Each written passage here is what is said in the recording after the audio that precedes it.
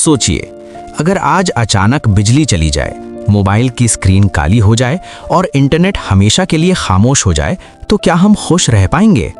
अब जरा आंखें बंद कीजिए और मन ही मन समय की सुई को 25 साल पीछे घुमा दीजिए। वही दौर जब खुश रहने के लिए ना वाईफाई चाहिए था, ना पासवर्ड, बस खुला आंगन, खिलखिलाती हंसी और अपनों का साथ ही काफी होता था। सन 2000 के आसपास का समय हम में से बहुतों के लिए जीवन का सबसे उजला, सबसे सादा और सबसे सच्चा दौर था। तब जीवन की रफ्तार आज की तरह तेज नहीं थी, पर हर पल में ठहराव था। लोगों के पास समय था एक दूसरे के लिए, अपने लिए और जिंदगी को महसूस करने के लिए। सुबह की शुरुआत अखबार की खड़खड़ाहट और रेडियो से आती आवाज़ों से होती थी। ब्लैक एंड वाइट दूरदर्शन पर आने वाले कार्यक्रम पूरे मोहल्ले को एक धागे में बांध देते थे। किसी एक घर में टीवी हो तो समझिए पूरा मोहल्ला वहीं जमा। जमीन पर बिछी चादरें, बच्चों की शरारती फुसफुसाहट और बड़ों की गंभीर चर्चाएं, सब कुछ कितना अपनापन भरा होता था। शाम ढलते ही गलियों में बच्चों का शोर गूंज उठता था। कोई पिट्ठू खेल रहा है, कोई लुका छिपी में सांस रोके छिपा है, तो कोई कंचों की आवाज़ से अपनी जीत का ऐलान कर रहा है।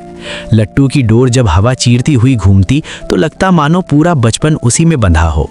गर्मियों की छुट्टियों में नानी के घर जाना किसी त्योहार से कम नहीं होता था। ट्रेन की खिड़की से बाहर भागते खेत, स्टेशन की चाय और प्लेटफॉर्म पर बिकते पकौड़े, ये सब आज भी स्मृतियों में ताज़ा हैं। सड़कों पर सादगी का राज था। 2 पहिया वाहन पर 4 लोगों का सफर किसी नियम के खिलाफ नहीं, बल्कि परिवार की मजबूरी और अपनापन माना जाता था।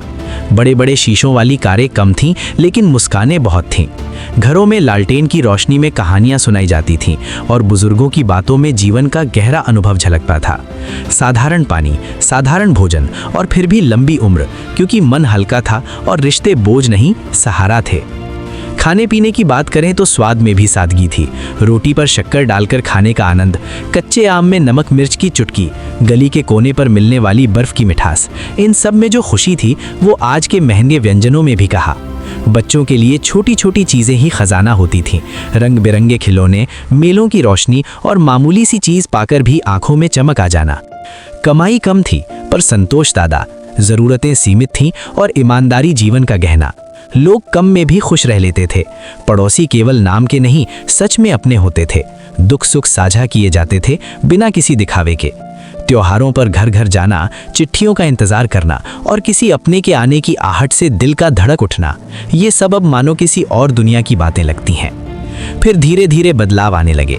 नई चीजें आईं, सुविधाएं बढ़ीं, लेकिन कहीं ना कहीं मन का सुकून पीछे छूटता चला गया। आज सब कुछ उपलब्ध है, फिर भी वो अपनापन कम होता जा रहा है। शायद इसलिए जब हम पीछे मुड़कर देखते हैं तो वही सादा समय हमें सबसे सुंदर लगता है। वो दिन लौट कर तो नहीं आएंगे, लेकिन उनकी यादें हमारे साथ हमेशा रहेंगी। जब भी मन भारी हो, बस उन गलियों, उन खेलों, उन हंसियों को याद कर लेना, दिल अपने आप हल्का हो जाएगा। अब आपकी बारी है। उस सुनहरे समय की कौन सी याद आज भी आपके चेहरे पर मुस्कान और आंखों में नमी ले आती है? उसे दिल से याद कीजिए, क्योंकि वही यादें हमें आज भी इंसान बनाए रखती हैं। सोचिए, अगर कोई पुराना बक्सा अचानक हाथ लग जाए, धूल से ढका हुआ, थोड़ा टूटा सा, लेकिन खोलते ही अंदर से बचपन की खुशबू आने लगे, तो सबसे पहले क्या निकलेगा? कोई पुरानी तस्वीर, टूटी घड़ी या फिर वो यादें जिन्हें हमने समय के भरोसे छोड़ दिया था। चलिए उसी बक्से को आज फिर से खोलते हैं, क्योंकि कहानी अभी बाकी है।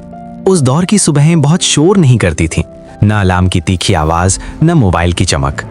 माँ की आवाज ही सबसे पहली घंटी होती थी और पिता की खांसी ही सुबह की खबर। स्कूल जाने से पहले नीली स्याही से भरी दवात, लकड़ी की स्लेट और कंधे पर लटकता भारी बस्ता, जिसमें किताबों से ज्यादा सपने भरे होते थे।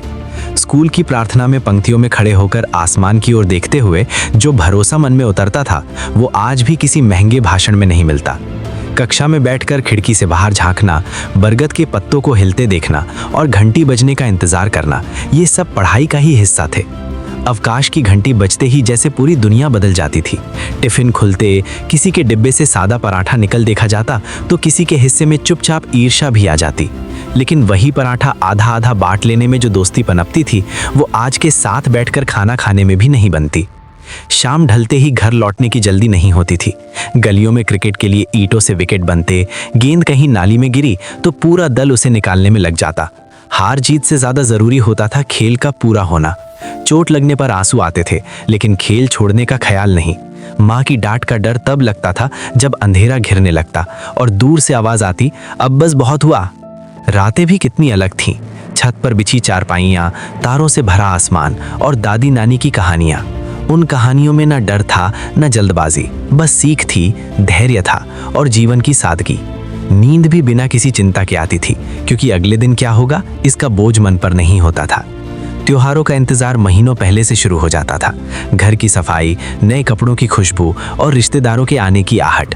मिठाइयाँ कम होती थीं, लेकिन अपनापन भरपूर। किसी के घर जाकर खाली हाथ लौटाना अपमान नहीं, बल्कि प्यार की निशानी माना जाता था। रिश्ते निभाए जाते थे, गिने नहीं जाते थे। समय बदला, हम बड़े हो गए, जिम्मेदारियां आईं, सुविधाएं बढ़ीं, लेकिन उस बेफिक्री का रंग फीका पड़ गया। आज भीड़ में रहते हुए भी मन अकेला हो जाता है, क्योंकि अब सब कुछ तुरंत चाहिए, सफलता भी, खुशी भी। लेकिन उस दौर में खुशी इंतजार करना सिखाती थी।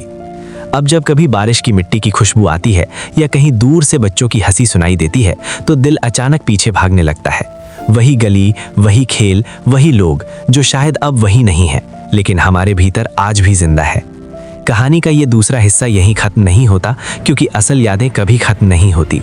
वे हर उस पल में लौट आती हैं जब हम थक जाते हैं और मन सुकून ढूंढता है। अब जरा अपने दिल से पूछिए, वो कौन सी छोटी सी बात थी जो आज भी याद आते ही आपको मुस्कुरा देती है। वही आपकी असली पूंजी है, उसे संभाल कर रखिए।